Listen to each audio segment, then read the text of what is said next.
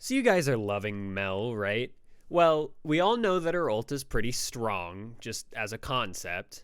What if I told you by having at least one passive stack on an enemy champion, you could potentially have every epic monster guaranteed?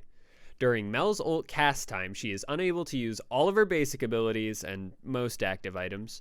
However, summoner spells are all, teleport excluded, able to be used. The first thought that came to mind is ignite ulting to guarantee ult kills, but that's boring, and it's not like you couldn't just ignite before the ult and it wouldn't make any difference. However, since her ult can be infinitely stacked on anything that can survive taking the damage, I think it can be best utilized to secure epic monsters. If you haven't already figured it out by now, this isn't a difficult tech to execute, it just might take a few tries to get used to the ult timing. By stacking a ton on the epic monster you want and having at least one stack on an enemy champion, you can ult and as it lands, smite for an enormous burst that the opposing jungler should not be able to compare to, even if they're playing Nunu. This is less useless than the other videos, but hear me out.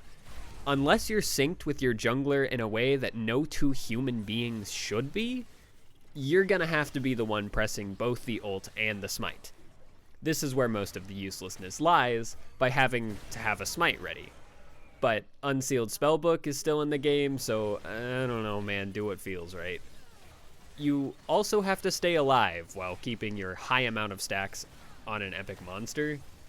This is also assuming there isn't a patch coming up where it caps versus epic monsters or does no damage to them or something. But for now, go ham on some Jungle Mel and get feats every game.